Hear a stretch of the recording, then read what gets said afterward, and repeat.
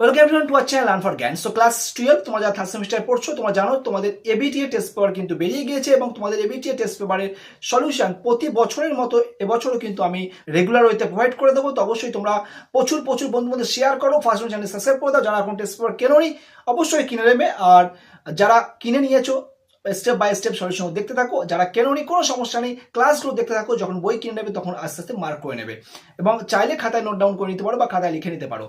প্রচুর শেয়ার চাই, প্রচুর শেয়ার চাই, এটুকু রিকোয়েস্ট। আর ভালো লাগলে অবশ্যই লাইক এবং কমেন্ট করবে। আর আজকে আমরা তাহলে এবিটিএ যে টেস্ট পেপার তোমাদের ক্লাস 12-এর ইংলিশের আমরা প্রথম যে সেটটা রয়েছে তার যে কটা পেজ রয়েছে তার মধ্যে এমসিকিউ আমাদের প্রোস থেকে রয়েছে, তার মধ্যে পোয়েট্রি রয়েছে, তার মধ্যে ড্রামা রয়েছে, তার মধ্যে গ্রামার রয়েছে, তার মধ্যে আনসিন রয়েছে। তো টোটাল 40টা নাম্বার আমরা একটা সেটে কভার করব। এইভাবেই কিন্তু সমস্ত সেট আমরা কভার করে দেবো যদি তোমাদের পজিটিভ রেসপন্স পাই। তো অবশ্যই প্রচুর শেয়ার করো আর কোনো রকম টাইম ওয়েস্ট না, সম্ভব প্রোভাইড করে দিই। পেজ নাম্বার এখানে অনেকটাই রয়েছে, অনেকটাই তোমাদের সলিউশন কিন্তু করতে হবে। 13 পেজ আজকে আমরা সলিউশন করে দিচ্ছি। এরপর সমস্ত সেটে সলিউশন করতে অবশ্যই চ্যানেলটি সাবস্ক্রাইব করে রেখে দিও, তোমাদের হেল্প হবে অবশ্যই। তো দেখো এখানে তোমাদের আগে বলে দেই, এখানে কিছু কিন্তু আনসার হয়তো তোমাদের যেগুলো তোমরা পারবে না, তোমরা চাইলে কমেন্ট করতে পারো বা যারা করে রেখেছো মিলিয়ে নিতে পারো। তোমাদের যে সমস্ত আনসারগুলো তোমাদের কতটা সঠিক হচ্ছে তোমরা চেক করে নিতে পারো। ফার্স্ট কোশ্চেন দেখো, তো এখানে দেখো ফার্স্ট কোশ্চেন কি বলেছে। ফার্স্ট কোশ্চেন এখানে তোমরা স্ক্রিনে দেখতে পাচ্ছ। ফার্স্ট কোশ্চেন এখানে তোমাদের বলছে the morning in which the narrator mate with the basket selling girl. যেদিন মেয়েদের সঙ্গে সাক্ষাৎ হয়েছিল সেই সময়টা কেমন ছিল? অবশ্যই কোল্ড ছিল। তারপরে which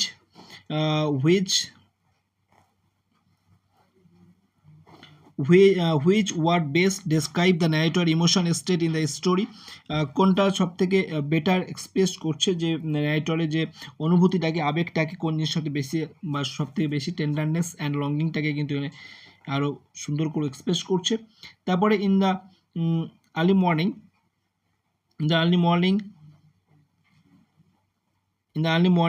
Deuli station was lighted by. এখানে যে দেউলি স্টেশন ছিল সেটা কেমন বা কিসের দ্বারা আলোকিত হচ্ছে? তো অবশ্যই এখানে আলোকিত হচ্ছে ওয়েল ল্যাম্প অ্যান্ড ইলেকট্রিক বাল্বের দ্বারা। তারপর next question, how old the ন্যারেটরের বয়স কত ছিল? 18 বছর ছিল। Kalam's parent was widely regarded, কেমনভাবে তার কালামসের বাবা মা বা প্যারেন্ট বিবেচিত হতেন? অ্যান্ড আইডল কাপল, আদর্শ দম্পতি হিসেবে কিন্তু ওনারা বিবেচিত হতেন। তারপর নেক্সট কোশ্চেন আমরা দেখতে পাচ্ছি 6 নম্বর কোশ্চেন তোমরা দেখতে পাচ্ছ, Kalam ancestor house was build, কবে হয়েছিল? বিল্ড হয়েছিল middle of 19th century. Jainulabdeen convey complex spiritual concept in very simple down to earth in Tamil language. ওনার ভাষা মানে সেই সমস্ত জটিল আধ্যাত্মিক বিষয়গুলো ওনার বাবা সকলকে বুঝিয়ে দিতেন। How old was the narrator বা লয়ার আর কি when he got involve in to the bet with the ব্যাংকারের সঙ্গে লয়ার যখন সেই বেটে যুক্ত হয়েছিল তখন এজ কত ছিল? 25 ইয়ার্স, 25 বছর বয়স কিন্তু তার ছিল। Next one, which day was the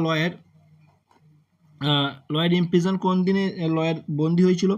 imprison নভেম্বরের 14, 1870। What are the two thing, তোমরা কমেন্ট করে জানাবে যে কত দিন পরে বা কত তারিখে সে কিন্তু রিলিজ হয়েছিল। What are the two thing that were rejected by the lawyer in his first year of imprisonment. প্রথম বছরে বন্দি দশায় সে কোন দুটো জিনিসকে সে রিজেক্ট করেছিল, প্রত্যাখ্যান করেছিল? সরি এটা নয়, টোবাকো অ্যান্ড ওয়াইন। সি এর দেখো যাবে সঠিক অ্যান্সার। আমি এটা ওয়াইন দিয়ে দেখাচ্ছিলাম বাট পরে এটা বুকস রয়েছে। তো যাও টোবাকো অ্যান্ড ওয়াইন। তারপর নেক্সট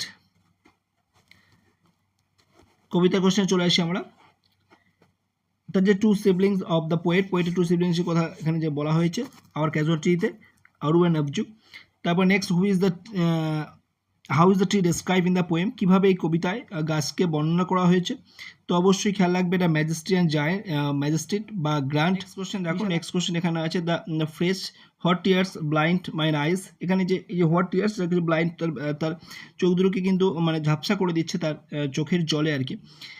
তো এখানে অবশ্যই কেমন অনুভূতি অবশ্যই এক্সপ্রেস করে সরলনেসটাকে দেখছেন। কোন অ্যানিম্যালের কথা উল্লেখ করা হয় যেগুলো গাছে বসে থাকতো? তো এখানে বার্ড অ্যান্ড বিজ হবে সঠিক আনসার, কারণ আদারওয়াইজ যে অপশনগুলো রয়েছে সেগুলো কিন্তু অ্যাপ্রোপ্রিয়েট কখনোই হবে না।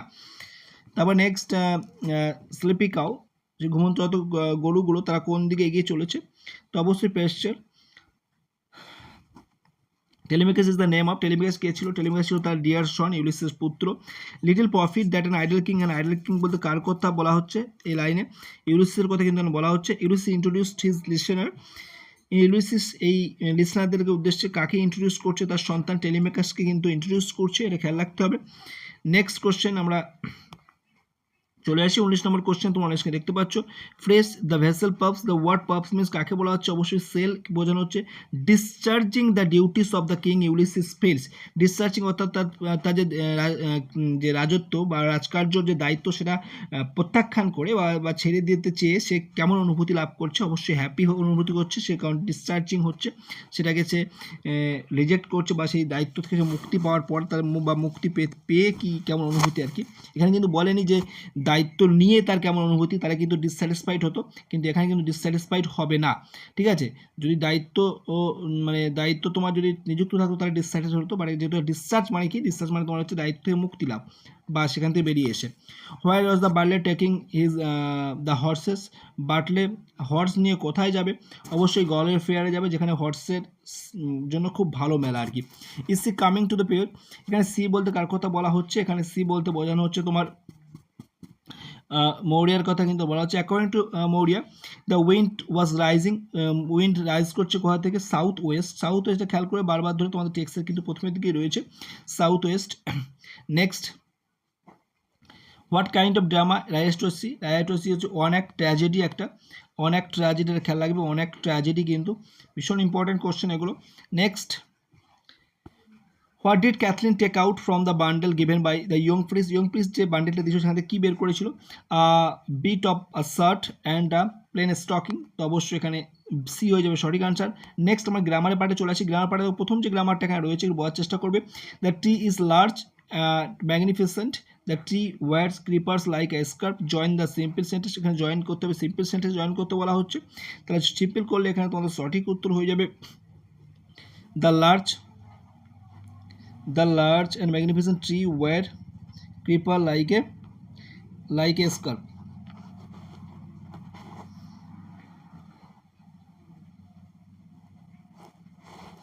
like a scarf, ওকে। তাহলে এখানে সঠিক আনসার তোমাদের হয়ে যাবে সি এর দাগ।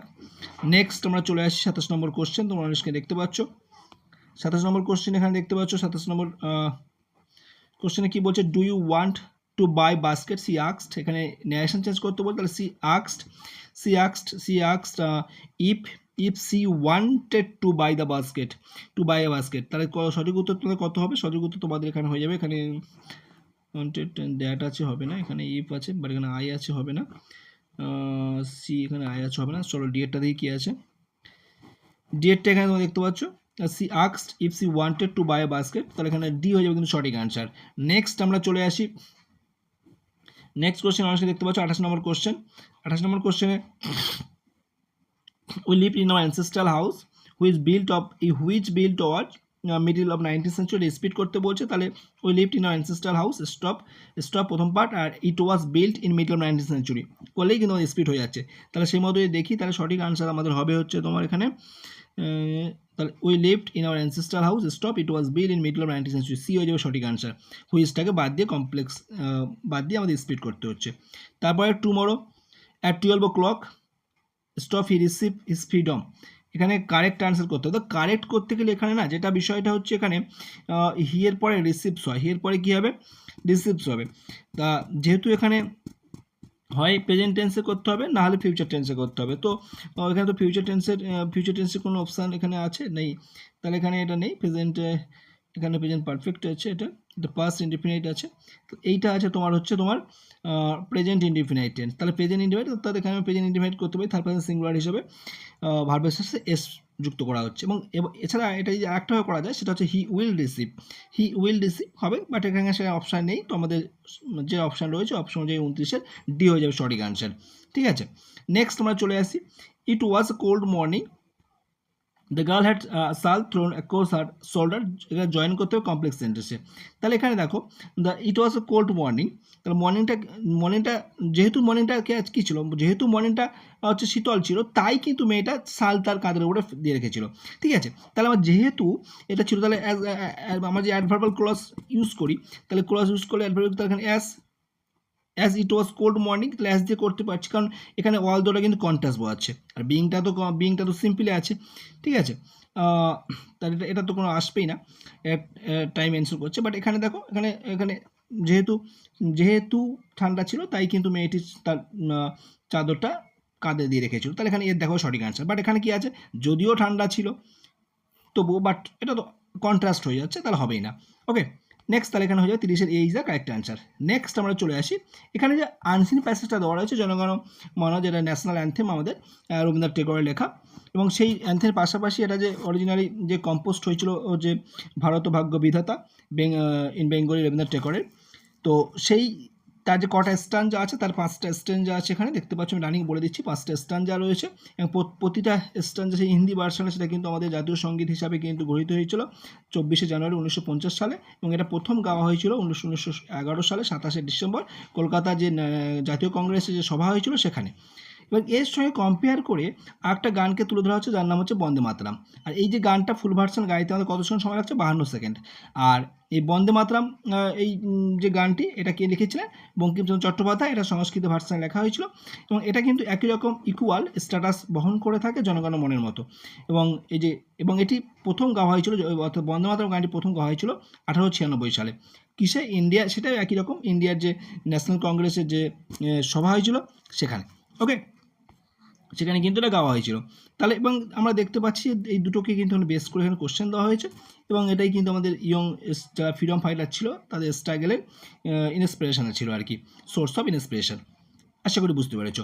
তাহলে এখানে মনে হয় যে বলি প্রথম কোশ্চেন তাহলে কী ছিল, একদম সহজ বুঝতে পারছো, কটা স্ট্যান্ডা, 5 স্ট্যান্ডা ছিল। সং বন্দে মাতরম লেখা হয়েছিল কোন ভাষায়, সংস্কৃত ভাষায়। ন্যাশনাল অ্যান্থেম অফ ইন্ডিয়া, এটা অরিজিনালি কম্পোজড হয়েছিল হচ্ছে ভারত ভাগ্য বিধাতা। তারপরে নেক্সট কোশ্চেন, ফুল ভার্সন কতক্ষণ সময় লাগে, যেটা বললাম 52 সেকেন্ড সময় লেগেছে বা লাগে সেটা গাইতে গেলে। তারপরে হচ্ছে প্রথম স্ট্যাঞ্জা যেটা আছে, ফার্স্ট স্ট্যাঞ্জা, যে লং অ্যাডপ্ট হয়েছিল, মানে the song adopted by the constituent assembly, অবশ্যই। Full version of national anthem takes 52 second. তো এই যে দুটো জিনিস দেওয়া রয়েছে, একটা অ্যাসেশন রিজন, তো দেখো দুটোই কিন্তু সঠিক, বাট এটা কিন্তু যে একটার যে এক্সপ্রেশন সেটা কিন্তু নয়, তাহলে ডি হয়ে সঠিক অ্যান্সার। বন্দে মাতরম লিখেছেন সংস্কৃত ভাষাকে বঙ্কিমচন্দ্র চট্টোপাধ্যায়। তারপরে তোমার national anthem of India, national anthem কি, জনগণ মন। তারপর হচ্ছে হোয়েন জনগণ মন ওয়াজ ফার্স্ট গাওয়া হয়েছিল, অবশ্যই তোমার 1911 সালে 27শে ডিসেম্বর, যেটা একটু বললাম। কলকাতা সেশন যেটা হয়েছিল, ন্যাশনাল কংগ্রেস টুক প্লেস, সেই ন্যাশনাল কংগ্রেসের যে সভা সেটা কবে হয়েছিল, যখন এই জনগণ মন গাওয়া হয়েছিল, তো অবশ্যই একই ডেট তোমার হয়ে যাচ্ছে তোমার 1911 27শে December. Next question, which song has an equal, জনগণ মনের মতো ইকুয়াল সং কোনটা, বন্দে মাতরম। যারা সম্পূর্ণ ক্লাসটা দেখলে আশা করি বুঝতে পারছো কতটা অথেন্টিক, কতটা হেল্পফুল এই ক্লাসগুলো। তো প্রচুর শেয়ার করো, আর ভালো লাগলে অবশ্যই লাইক এবং কমেন্ট করতে ভুলবে না, এবং আমাদের হোয়াটসঅ্যাপ এবং টেলিগ্রাম গ্রুপে যুক্ত হয়ে যাবে। আর যদি আমাদের কাছ থেকে বা আমাদের ইউটিউব চ্যানেলের মাধ্যমে যে সমস্ত সাজেস্টিভ কোশ্চেন প্রোভাইড করা হয়, তোমাদের চাও সেই সমস্ত সাজেশন কালেক্ট করতে, তো অবশ্যই যে অন স্ক্রিনে নাম্বারটা দেখতে পাচ্ছ বা 8350068616 এই নাম্বারে তোমার হোয়াটসঅ্যাপ করলে তোমাদের কিন্তু ফুল প্রসেস জানিয়ে দেওয়া হবে। বা আমাদের অনলাইন যে ব্যাচ রয়েছে সেখানে চাইলে তোমরা নিজেদের নাম এনরোল করতে পারো, 1 মাসের যে প্রিপারেশন সেটা কিন্তু বেটার করতে পারো। ওকে, সো ভালো থেকো।